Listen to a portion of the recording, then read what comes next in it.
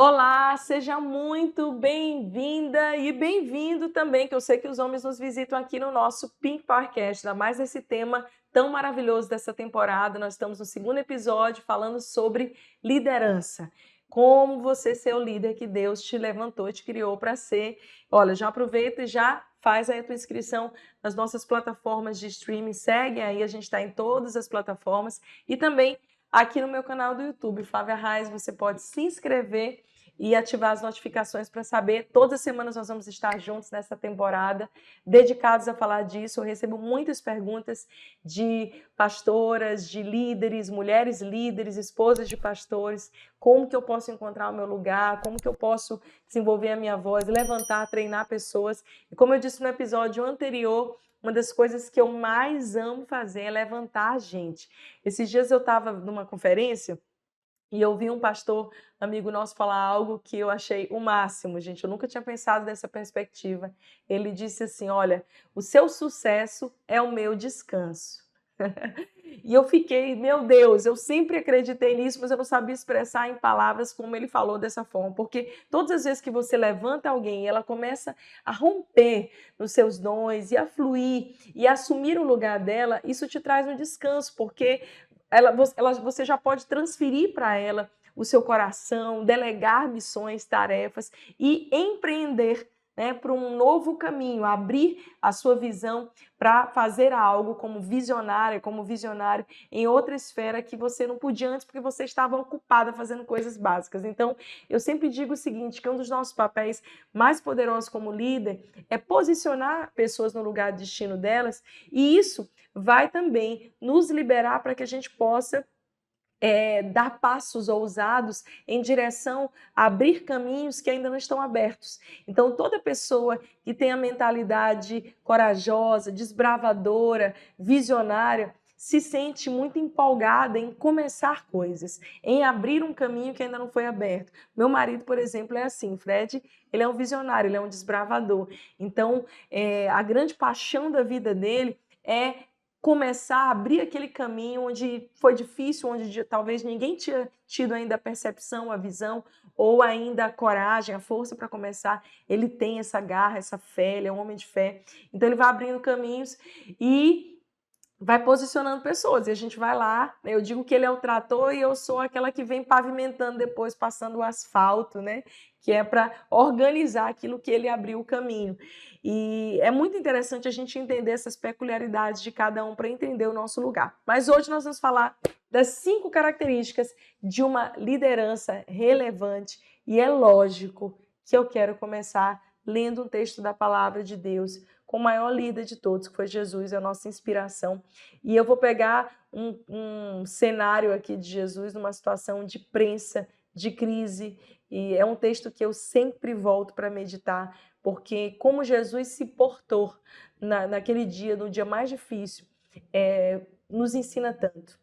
Antes de Jesus ir para a cruz, ele já tinha decidido, foi ali que foi, eu diria que, na minha percepção, foi o grande dilema, a grande dor de Jesus se deu no Getsemane, porque foi no Getsemane, ali naquele jardim das oliveiras, ou no jardim da prensa das oliveiras, o jardim da prensa do óleo, era ali, para que você entenda historicamente, era no Getsemane, que é um lugar cheio de oliveiras, que eles tinham prensas de madeira grandes e eles apertavam as azeitonas para que elas produzissem o seu melhor óleo.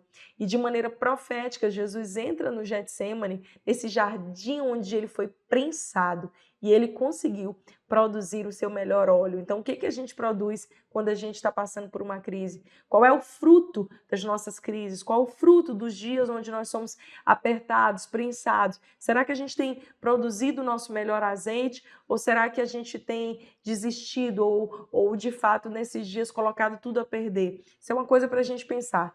Vamos ler o texto de Mateus 26, do verso 36 ao 45. Eu vou ler com vocês aqui. Então Jesus foi com seus discípulos para um lugar chamado Getsemane e lhes disse: sentem-se aqui, enquanto eu vou ali orar. Levando consigo Pedro e os 2 filhos de Zebedeu, começou a entristecer-se e a angustiar-se. Disse-lhe então: a minha alma está profundamente triste, numa tristeza mortal. Fiquem aqui e vigiem comigo. Indo um pouco mais adiante, prostrou-se com o rosto em terra e orou: Meu pai, se for possível, afasta de mim esse cálice. Contudo, não seja como eu quero, mas sim como tu queres. Depois, voltou aos seus discípulos e os encontrou dormindo. Vocês não puderam vigiar comigo nem por uma hora? Perguntou ele a Pedro. Vigiem e orem para que não entrem em tentação. O espírito está pronto, mas a carne é fraca. Retirou-se outra vez ali para orar. Meu pai, se não for possível afastar de mim esse cálice, sem que eu beba, faça-se conforme a tua vontade. Quando voltou, de novo os encontrou dormindo, porque os seus olhos estavam pesados. Então os deixou novamente e orou pela terceira vez, dizendo as mesmas palavras. Depois voltou aos discípulos e lhes disse: Vocês ainda dormem e descansam? Chegou a hora. Eis que o Filho do Homem está sendo entregue na mão de pecadores. Levantem-se e vamos. Aí vem aquele que me trai. Gente, todas as vezes que eu leio esse texto, eu fico de fato impactada, assim, de perceber quanto que o Senhor nos amou. O quanto que o Senhor nos amou. Mesmo sendo 100% Deus, ele era 100% homem e ele estava sujeito às mesmas lutas na alma, às mesmas dores. É tão interessante que em Hebreus a palavra nos diz, né, que nós temos um sumo sacerdote que se compadece de nós, que sente compaixão. Sentir compaixão é sentir a dor como se fosse em si mesmo. E por que Jesus se compadece de nós? Ele tem compaixão porque ele sentiu as mesmas dores. E a Bíblia ainda diz mais que, mesmo passando por todas essas dores, não foi encontrado nele nenhuma falta, nenhum pecado. Uau, isso é tão, tão, tão forte.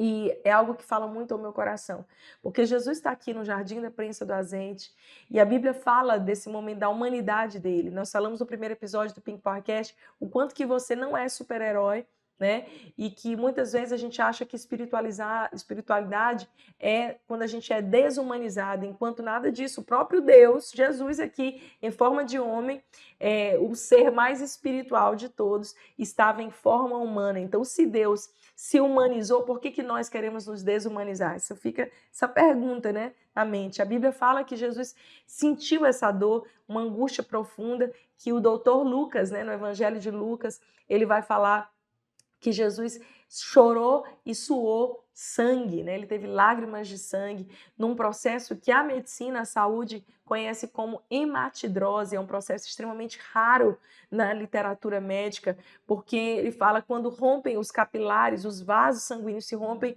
e extravasa sangue pelos poros, de tal nível de estresse, de tal nível de desgaste, de angústia. Então, a Bíblia fala desse relato de Jesus. Você pode imaginar o quão angustiado, o quão sofrido ele estava, porque ele já sabia que ali na cruz ele teria que carregar o peso do pecado de toda a humanidade. E ali é interessante que Jesus ele comunica a dor dele, né? Eu vou passar esse texto, é muito profundo, eu tenho várias mensagens sobre o Getsemane, mas eu quero que a gente pegue aqui algumas lições para eu falar para vocês sobre o que é ser um líder relevante, para que você entenda. E Jesus comunica para os seus discípulos como ele está se sentindo. Ele não precisaria fazer isso. Qual a necessidade que o Senhor tinha de como Deus, como o Senhor deles, como líder ali dos discípulos, comunicar aquele momento de tanta angústia, de tanta dor. A Bíblia fala que ele vai lá e ele diz que a minha alma está angustiada. Isso fala muito de como a gente precisa ser aberto, como a gente precisa ser sincero nas nossas dificuldades. Mesmo sendo líder, você não precisa carregar uma capa de super santo ou de alguém que não está passando por dores, tá bom? Agora, algo interessante sobre isso, para que você entenda a vulnerabilidade do jeito certo, porque durante muitos anos a gente demonizou a vulnerabilidade, né? Não posso falar das minhas dores e fraquezas para ninguém. Agora parece que a gente está vulgarizando as nossas vulnerabilidades. É verdade. A gente está falando da nossa vida, do que a gente sente, até na rede social, a gente está passando uma angústia, a gente pega e filma a gente nos stories. Ai, hoje eu fui perseguida. Gente, para com isso, pelo amor de Deus, não vai te expor para quem não tem o estômago ou não tem nada a ver com a tua vida e que simplesmente vai interpretar tudo errado. Existe um lugar seguro. E aí é que eu falo, Jesus falou para os discípulos, mas ele chorou lágrimas de sangue na presença do Senhor. Existem lágrimas que são reservadas para o seu lugar secreto. Existem outras coisas que você tem que verbalizar para que os seus liderados, as pessoas que estão no seu time, na sua equipe, saibam que você também passa por dores. Isso humaniza as relações. Isso faz eles verem vocês não como alguém menor ou como alguém fraco, tá? Mas muito pelo contrário, conecta a tua história, a tua dor, os teus dilemas, conectam você com as pessoas. Então, não tem por que você esconder. Às vezes, gente, hoje eu não estou muito legal, eu não estou no meu melhor momento. Fale, tá tudo bem. Mas existem coisas que são reservadas para o lugar secreto. Tanto que a Bíblia fala, né, no verso 39, Jesus foi um pouco mais adiante, saiu de perto dos discípulos e ali ele ora. E Lucas fala que ele chora lágrimas de sangue. Meu Pai, se for possível, afasta de mim esse cálice, mas que não seja feita a minha vontade, mas a tua. Outra coisa interessante é que os discípulos, eles reagem de maneiras diferentes no jardim da prensa. Enquanto Jesus aqui, primeiro, ele é sincero, ele abre o coração, ele sente a dor que ele precisa sentir, isso é importante para nós. Eu nem ia falar muito disso, mas eu sei que isso vai falar com alguém. Jesus, ele é sincero em reconhecer que ele está enfrentando uma dor. Os discípulos aqui, eles entram num estado de sonolência profunda, gente. E esse estado de sonolência profunda, ele fala muito sobre uma tristeza também, um abatimento. Não era porque eles não se importassem com Jesus, é porque eles também não estavam bem. Jesus já tinha dito que ele ia ser preso, que ele ia ser torturado, que ele ia ser morto, que ele ia ressuscitar. Os discípulos também estavam lidando com isso emocionalmente. E a Bíblia fala que eles entram no estado de sono profundo. Isso fala muito sobre uma angústia, até um estado depressivo da alma. Então, algumas pessoas reagem desse jeito, nesse entristecimento. Eu não quero levantar, eu não quero ver, eu não quero saber de nada, eu não quero enfrentar a realidade. Era isso que os discípulos estavam fazendo. E aí a gente tem o terceiro tipo de pessoa no Getsemane, que é a atitude de Judas. Eu vou fugir da dor, eu vou fugir do sofrimento, eu não quero estar ali nesse momento de angústia, eu vou abandonar tudo. São as pessoas que desistem, que colocam tudo a perder por causa da dor. E aí eu quero te apresentar a figura perfeita, que é aqui onde nós vamos dar a nossa referência de líder, que é Jesus. Primeiro, Jesus sente a dor, ele é sincero, mas existem coisas que ele comunica com os amigos, com os discípulos, existem coisas que ele comunica só para Deus, as suas dores mais profundas. E aí a Bíblia fala que Jesus veio 3 vezes. Gente, levantem-se, orem comigo, e os discípulos dormindo. Até que bem aqui que eu quero chegar, que é o ponto ápice, né? Versos 45 e 46 de Mateus 26. Depois voltou aos discípulos e lhes disse: vocês ainda dormem e descansam? Chegou a hora. Eis que o Filho do Homem está sendo entregue na mão de pecadores. Levantem-se e vamos. Aí vem aquele que me trai. Jesus se permite sentir, ele chora, ele comunica, ele verbaliza como ele está sentindo. E aí é interessante que a chave vira. Depois que chega a hora do momento do cumprimento do propósito dele, que ele enfrenta e vence o Getsemane, e ele produziu o seu melhor óleo, a Bíblia fala que ele dá a volta por cima, ele fala, levantem-se, vamos, chegou a hora. Então, isso fala de uma coisa muito especial, que é bem aqui que eu quero falar, sobre as 5 características de um líder relevante. E a primeira característica é bem esse gancho que Jesus teve, a capacidade de dar a volta por cima. É tão especial, existe um livro que é o livro da Susan David, uma psicóloga, e ela fala muito sobre a agilidade emocional. Antigamente a gente falava, tinha até o teste de QI, coeficiente de inteligência, que a gente fazia vários testes, várias avaliações de provas, e aí era dado o nosso QI. Eu não sei se você já fez esse teste, eu fiz quando eu era adolescente. E depois de um tempo começou-se a se falar de quem que é o coeficiente emocional, né? A inteligência emocional, como sendo mais importante do que a inteligência simplesmente de fazer provas. E mais recentemente, os últimos anos, vem se falando sobre AI, que é a agilidade emocional.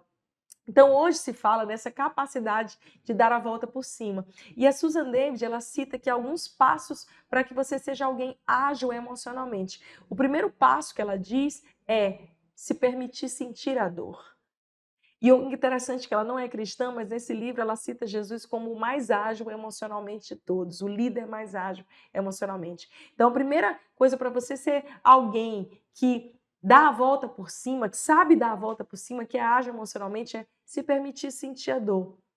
A segunda habilidade dentro da questão da agilidade emocional é você se afastar da dor e avaliar a dor, passo 2 e 3. Porque às vezes a gente está tão imersa naquela dor que a gente só consegue sentir, se envolver, ai, tá doendo, eu tô sentindo, aí você tá naquele poço de autocomiseração e não consegue parar de maneira inteligente para avaliar o que você está sentindo. Então, o segundo passo da agilidade emocional é se afastar da dor e avaliar, olhar a circunstância, como se você saísse do olho do furacão, daquele leito e se olhasse, se avaliasse, fizesse as perguntas certas, os seus porquês. E aí vem o quarto passo, que é a capacidade de dar a volta por cima, de recomeçar. Olha como Jesus fez tudo isso, né? Ele avalia o que ele tem que passar, ele sabe que ele vai enfrentar a cruz, e aí ele dá a volta por cima, e ele diz, vamos embora. Já chorei o que tinha que chorar, já senti o que tinha que sentir de maneira intensa, chorei até lágrimas de sangue, mas agora eu preciso me levantar para cumprir o propósito. Então, essa é a primeira característica de um líder relevante, alguém que sabe dar a volta por cima, que sabe ajustar. As pessoas gostam de falar hoje sobre o mindset, que é ajustar a sua própria mentalidade. Eu prefiro falar Romanos 12, que é a metanoia, porque não é só um ajuste de mentalidade, é um ajuste de vida, de direção de vida de uma forma geral. É a metanoia que o apóstolo Paulo fala de você estar andando numa direção e você mudar de direção, né? Não vos conformeis com este século, mas transformai-vos, aí metanoia do grego, pela renovação da vossa mente. Então, essa habilidade, o mindset proativo, essa habilidade de viver em metanoia, e não só você, mas como um líder, a capacidade que você tem de também levar ao processo de mudança, de dar a volta por cima do seu time. Não sei se você já enfrentou isso na sua igreja, na sua empresa, onde você tem liderado pessoas, que às vezes vem um abatimento moral sobre o seu time, sobre a sua equipe. E é você que, como líder, até na sua família, tá? Que tem que pegar essas pessoas e dar a volta por cima. Gente, tá bom, vamos tocar para frente, vamos embora prosseguir, vamos sentir, vamos avaliar o que erramos, vamos avaliar o que precisa ser ajustado.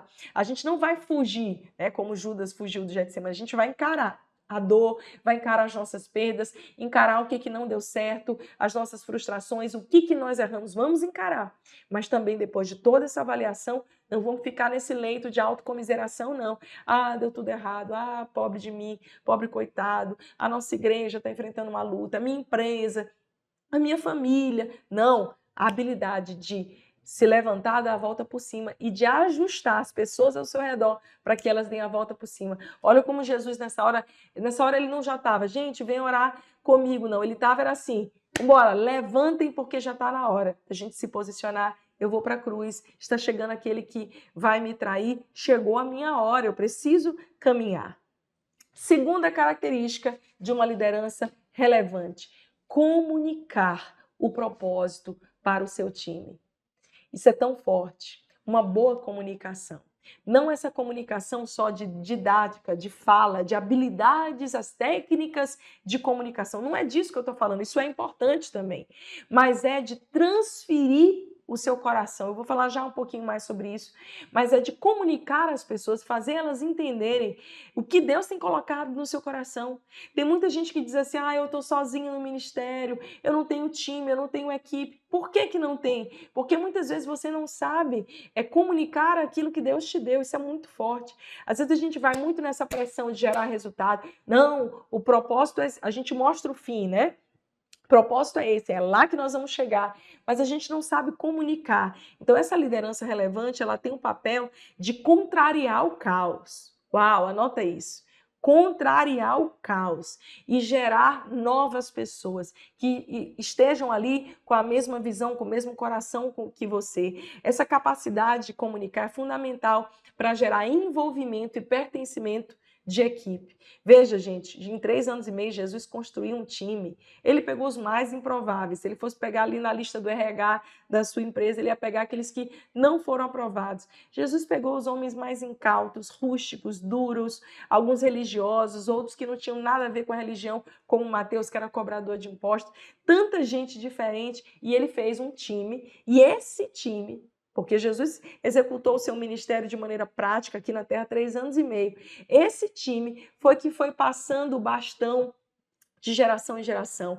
Fundamento da igreja primitiva com os apóstolos e de geração em geração até hoje. Nós estamos vivendo a realidade do reino de Deus porque homens receberam essa tocha, esse bastão lhes foi passado, porque Jesus comunicou o evangelho, Jesus comunicou a sua missão. Será que você está conseguindo comunicar o que Deus tem colocado no seu coração? Antes de criticar o seu time, as pessoas que Deus tem colocado ao seu redor, olhe para você e pense, uau, eu preciso desenvolver essa habilidade de comunicar melhor o que Deus tem colocado no meu coração para gerar engajamento e pertencimento de time. Terceira dica para uma liderança relevante: reconheça os dons e desenvolva os talentos da sua equipe. Reconheça os dons e desenvolva os talentos. Voltando para a Bíblia Sagrada, Jesus posicionou cada um dos apóstolos dentro da habilidade de cada um. Por exemplo, Mateus tinha uma habilidade única de ser detalhista, de ser minucioso. É o evangelho mais detalhista de todos. E aí a gente vem, né, com, por exemplo, João. E João tem toda aquela singularidade. João era chamado filho do trovão. Ele provavelmente tinha ali um temperamento explosivo, impetuoso. Depois se tornou manso. Manso, o amigo mais próximo de Jesus, reclinava a cabeça no colo de Jesus. Então você vê o Evangelho de João, a proximidade que ele traz, Jesus para nós, né? Ele faz a gente se apaixonar por Jesus.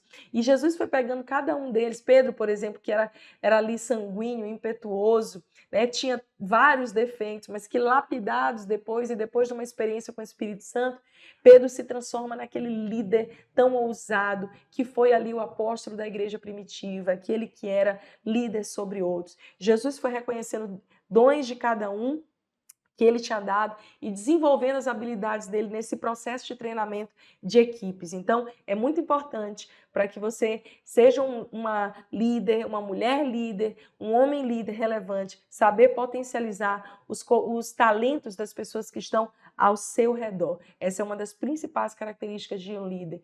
O líder não é chefe. Chefiar é você só mandar, é você comandar. Liderar é você desenvolver o que há de melhor dentro dos outros, ajudar as pessoas a encontrarem o lugar delas e potencializar o dom delas. Então, dessa forma, essa mudança, né, de mentalidade, essa metanoia, você vai caminhar junto com o seu time em prol de uma produtividade, daquilo que é melhor, reconhecendo os talentos deles e posicionando as pessoas. De nada adianta você pegar alguém que é mais fleumático, que é mais melancólico, e colocar no front para super liderar várias equipes, essa pessoa vai ter dificuldade. Então, essa habilidade de reconhecer dons e desenvolver talentos é a responsabilidade do líder. Quarta característica de um líder relevante: ele é comprometido em delegar tarefas. Mais do que isso, ele é comprometido em transferir o seu coração.